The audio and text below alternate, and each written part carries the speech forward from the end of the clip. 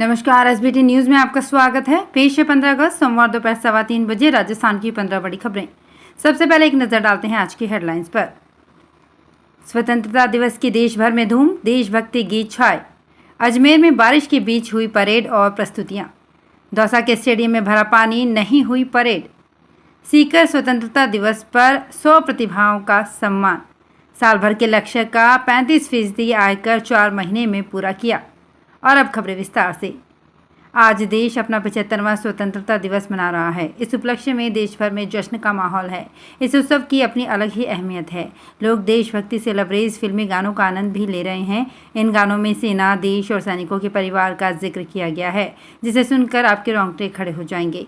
इन गीतों को अपनी स्वतंत्रता दिवस की प्ले लिस्ट में शामिल करके आप ट्रेंडिंग इंस्टाग्राम रील्स बना सकते हैं। ये सदाबहार गीत आपके रोंगटे खड़े कर सकते हैं।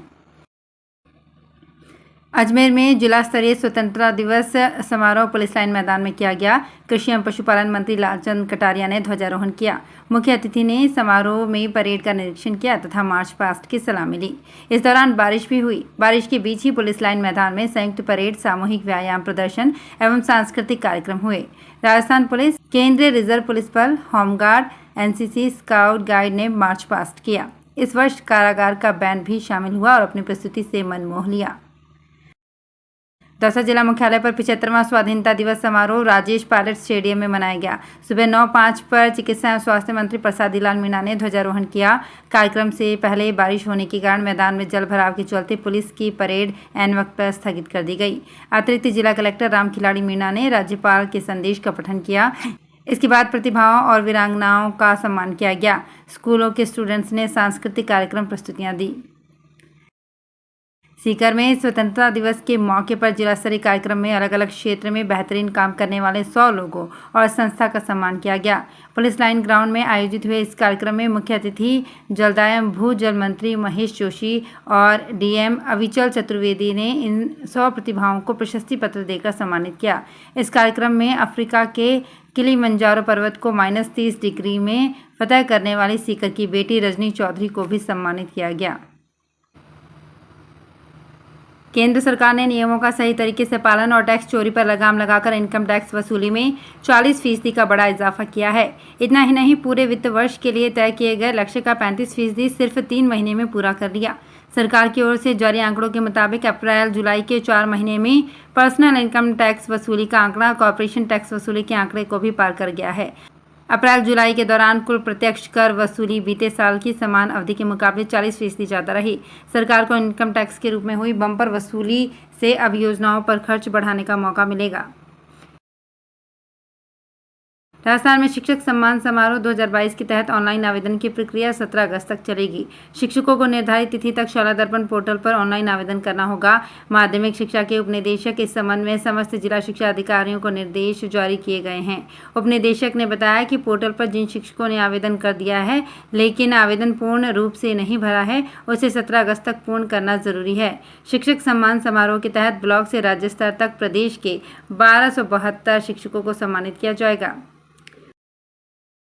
उत्तरी बंगाल की खाड़ी में बने कम दबाव का क्षेत्र के कारण अब 3 दिन बीकानेर समेत पूरे राजस्थान में बारिश की संभावना बन गई है।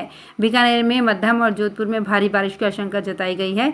बंगाल की खाड़ी में बना कम दबाव का क्षेत्र धीरे धीरे उड़ीसा, मध्य प्रदेश से होकर पश्चिम उत्तर पश्चिम दिशा की ओर आगे बढ़ने से राजस्थान में अगले 4 दिन मानसून सक्रिय रहेगा। इसका सर्वाधिक असर 15, 16 और 17 अगस्त को रहने तथा कहीं कहीं भारी से अति भारी बारिश होने की प्रबल संभावना है। मारवाड़ का प्रमुख लोक पर्व बड़ी तीज जोधपुर में रविवार को पारंपरिक हर्षोल्लास से मनाया गया। सुबह से चंद्रोदय तक निराहार रही तीजड़ियों ने रात करीब 9:45 पर जैसे ही चंद्र दर्शन किया तो उनके चेहरे खुशी से खिल गए। सुहागिनों ने गोधूली वेला से चंद्रोदय तक मंदिरों में शीश नवाकर अखंड सुहाग, परिवार में मधुरता एवं सुख समृद्धि की प्रार्थना की। वहीं कुंवारी कन्याओं ने मनोवांछित वर की कामना को लेकर तीज माता का व्रत रखा। महंगाई कम करने के लिए आरबीआई ने रेपो रेट में जो ताबड़तोड़ बढ़ोतरी की, उसके चलते होम लोन की ईएमआई बढ़ गई है। इस बढ़ोतरी की मार सभी पर पड़ी है। इस बात से कोई फर्क नहीं पड़ता कि लोन लेने वाले का क्रेडिट स्कोर कितना है, लोन की रकम और अवधि कितनी है। इस साल 4 मई से अब तक 3 किस्तों में रिजर्व बैंक ने रेपो रेट में 1.40% बढ़ोतरी की है। इस दौरान बैंक और हाउसिंग फाइनेंस कंपनियां होम लोन की ब्याज दरें 2% तक बढ़ा चुकी हैं। इसका मतलब है कि महंगाई थोड़ी बहुत कम होने से लोगों को बचत हो या ना हो, यदि उन्होंने लोन लेकर घर खरीदा है तो उनकी लागत जरूर बढ़ गई है। राजस्थान सहित देश भर में इस साल गेहूं का उत्पादन कम होने तथा जरूरतमंद देशों को निर्यात होने से उत्पादक एवं वितरक मंडियों में गेहूं की शॉर्टेज बनी हुई है। पिछले 2 सप्ताह के दौरान गेहूं 200 रुपये प्रति क्विंटल तक उछल गया था। गेहूं के भावों में तेजी के बाद एक बार फिर से गिरावट देखने को मिल रही है। जयपुर मंडी में मिल डिलीवरी दड़ा गेहूं मंदा होकर 2300 रुपये प्रति क्विंटल पर आ गया है। गेहूं की फसल आए करीब 4 माह बीत चुके हैं। मित्तल दलिया के निर्माता मुकुल मित्तल ने बताया कि मंडियों में पिछले साल की समान अवधि की तुलना में गेहूं की आपूर्ति 38% कम हो रही है। ऐसे में आने वाले महीनों में गेहूं की कीमतों में मजबूती रह सकती है, लेकिन यदि सरकार स्टॉक सीमा लगाती है तो गेहूं के भाव में गिरावट भी आ सकती है। RCS उड़ान योजना 4.1 में रूट अवार्ड होने के बावजूद टर्बो मेगा एयरवेज बीकानेर से जैसलमेर तक हवाई सेवा शुरू करने में विफल रही है। नागरिक उड्डयन मंत्रालय ने उड़ान की नई योजना 4.2 में इस रूट को फिर से शामिल किया है। इसके लिए बिड का काम पूरा हो चुका है। रूट अवार्ड करने की प्रक्रिया इसी महीने हो जाएगी। ऐसे में अक्टूबर के विंटर शेड्यूल में यह हवाई सेवा शुरू होने की उम्मीद जगी है। एयरपोर्ट अथॉरिटी ऑफ इंडिया ने उड़ान 4.1 के नाम से विशेष बिड आमंत्रित की थी। इसमें बीकानेर जैसलमेर रूट पर हवाई सेवा के लिए टर्बो मेगा एयरवेज को अक्टूबर 2021 में अधिकृत किया गया। कंपनी यहां सेवा शुरू नहीं कर पाई। अब एयरपोर्ट अथॉरिटी ऑफ इंडिया ने नए सिरे से आवेदन लिए हैं। स्वतंत्रता दिवस पर सीएम योगी आदित्यनाथ ने विधान भवन के सामने तिरंगा फहराया। उन्होंने शहीदों के परिजनों को भी सम्मानित किया। सीएम योगी ने वाराणसी के योग गुरु शिवानंद को भी सम्मानित किया। योगी ने कहा, यूपी में सबको बिना भेदभाव की सुरक्षा की गारंटी है।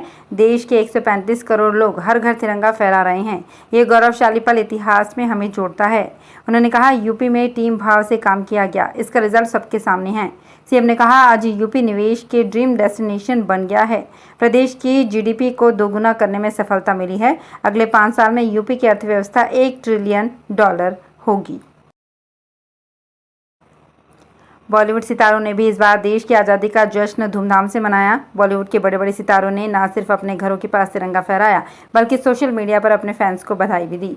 बॉलीवुड के दबंग सलमान खान ने भी बहुत ही धूमधाम से आज़ादी का जश्न मनाया, जिसकी एक तस्वीर भी उन्होंने अपने इंस्टाग्राम पर शेयर की।